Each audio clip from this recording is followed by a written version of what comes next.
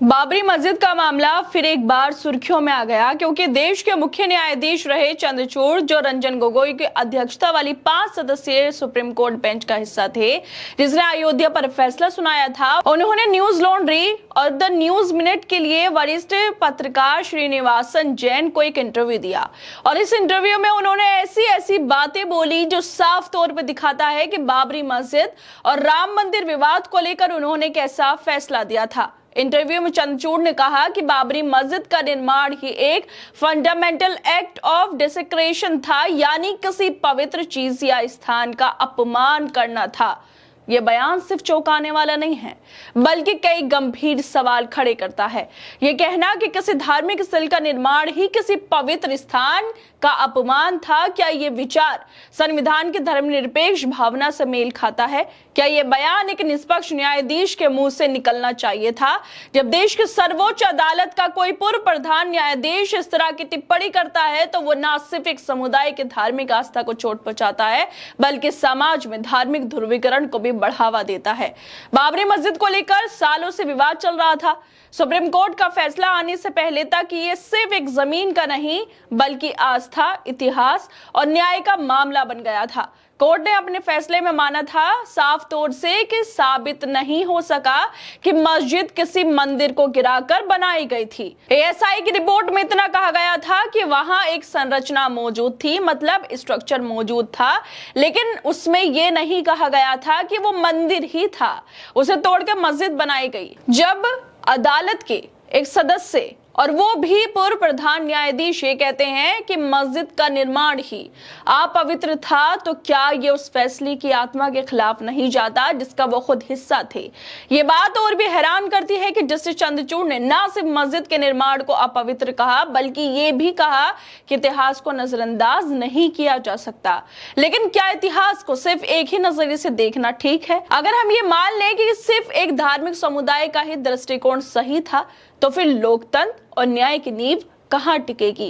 क्या यह ठीक है कि एक न्यायाधीश खुद ऐतिहासिक घटनाओं की व्याख्या इस तरह करे जैसे वो कोई पक्षकार हो? बाबरी मस्जिद का निर्माण ही कि किसी पवित्र चीज या स्थान का अपमान करना था, ये बात उन्होंने एक इंटरव्यू में तब कही जब उनसे पूछा गया था कि 1949 में हिंदू समुदाय द्वारा बाबरी मस्जिद में की गई तोड़फोड़ क्या मुस्लिम समुदाय के दावे के खिलाफ नहीं जाती। इस पर खुद चंद्रचूड़ ने उल्टा कहा कि तो उस फंडामेंटल एक्ट ऑफ डिसेक्रेशन का क्या, मस्जिद का निर्माण ही तो एक अपवित्र करने वाला काम था। यह बयान इसलिए भी हैरान करता है क्योंकि जिस सुप्रीम कोर्ट के फैसले पर चंद्रचूड़ ने खुद दस्तखत किए थे, उसमें साफ कहा गया था कि कोई ठोस सबूत नहीं है कि मस्जिद किसी मंदिर को तोड़कर बनाई गई। खुद एएसआई की रिपोर्ट भी यही साबित कर चुकी है कि मस्जिद से पहले वहां मंदिर को गिराया गया था, ऐसे सबूत नहीं मिले। और अब ये बाबरी मस्जिद को लेकर ऐसा बेतुका बयान दे रहे हैं। चंद्रचूड़ ने जो एएसआई की रिपोर्ट थी उसकी बात करते हुए कहा कि इतिहास में जो हुआ उसे अनदेखा नहीं किया जा सकता। लेकिन सवाल ये है, जब इतिहास के सबसे जरूरी हिस्से पर ही पक्के सबूत नहीं है, तो फिर मस्जिद के निर्माण को सीधा अपवित्रता से क्यों जोड़ा गया? चंद्रचूड़ ने कहा कि क्या हम सब भूल जाएं? क्या हम इतिहास में जो हुआ उसे नजरअंदाज कर दें?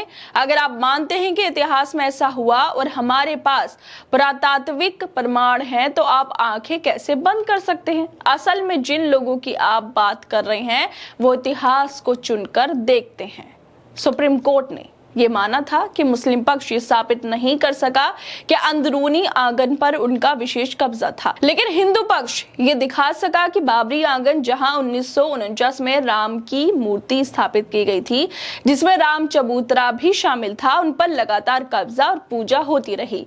इन दोनों क्षेत्रों के बीच ये अंतर कोर्ट के अंतिम निर्णय में महत्वपूर्ण बना, जिसमें पूरे विवादित स्थल को हिंदू पक्ष को सौंपा गया और सरकार को मस्जिद के लिए दूसरी जमीन देने का निर्देश दिया गया था। इन सब के अलावा भी बहुत कुछ चंद्रचूड़ ने इस इंटरव्यू में कहा जो वरिष्ठ पत्रकार श्रीनिवासन जैन से वो कह रहे थे, और ये भी दिखा दिया उन्होंने कि उनकी मुसलमानों को लेकर सोच कैसी है और उन्होंने कैसे ये फैसला दिया था। इस इंटरव्यू के सामने आने के बाद टीएमसी सांसद महुआ मोइत्रा कहती हैं कि चंद्रचूड़ से जुड़ी सारी चीजों को मिटा देना चाहिए। ये व्यक्ति न्यायपालिका पर कलंक है। और इन्हीं के साथ पत्रकार मुकेश कुमार भी लिखते हैं कि श्रीनिवास जैन का शुक्रिया, उन्होंने चंद्रचूड़ के अंदर संघ ही निकालकर सामने रख दिया।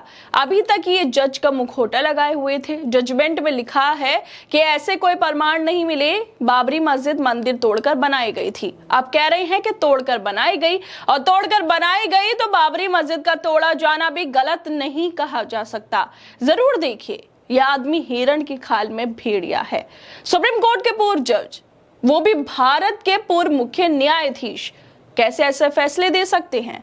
कैसे ऐसे बयान दे सकते हैं? क्या इस तरह के बयानों से संदेश नहीं जाता कि अदालतें भी अब आस्था और जन भावनाओं के दबाव में फैसले सुनाती हैं? क्या ये तय कर लिया गया है कि किसी भी मुस्लिम धार्मिक ढांचे को इतिहास के एक पक्ष के अनुसार गलत ठहराया जा सकता है? भारत जैसे विविधता भरे देश में, जहां हर धर्म और संस्कृति की गहराई और विरासत है, वहां किसी एक धार्मिक स्थल के निर्माण को ही आप पवित्र कह देना बेहद खतरनाक सोच है। ये सोच सिर्फ एक इमारत को नहीं बल्कि पूरी की पूरी एक कौम की धार्मिक भावना को अपमानित करती है।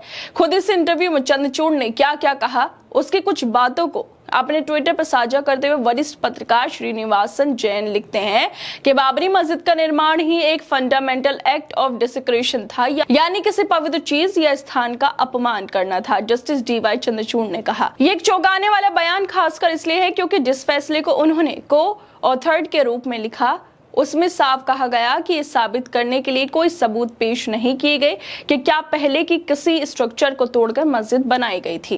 क्या भारत जैसे लोकतांत्रिक और धर्मनिरपेक्ष देश में अब धार्मिक स्थलों को उनके निर्माण की तारीख और जमीन की खुदाई के आधार पर पवित्र या अपवित्र घोषित किया जाएगा? चंद्रचूड़ का यह बयान साफ दिखाता है कि उनकी सोच कितनी पक्षपाती रही होगी।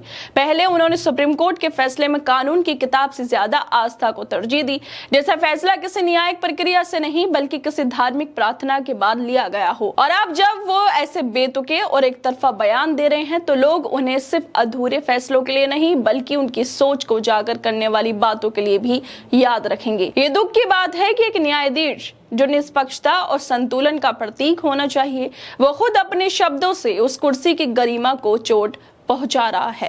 खैर दोस्तों, आप लोगों क्या लगता है इस वीडियो को लेकर? हमें अपनी राय जरूर दें। बाकी तमाम खबरों को देखने के लिए जुड़े रहिए हमारे साथ।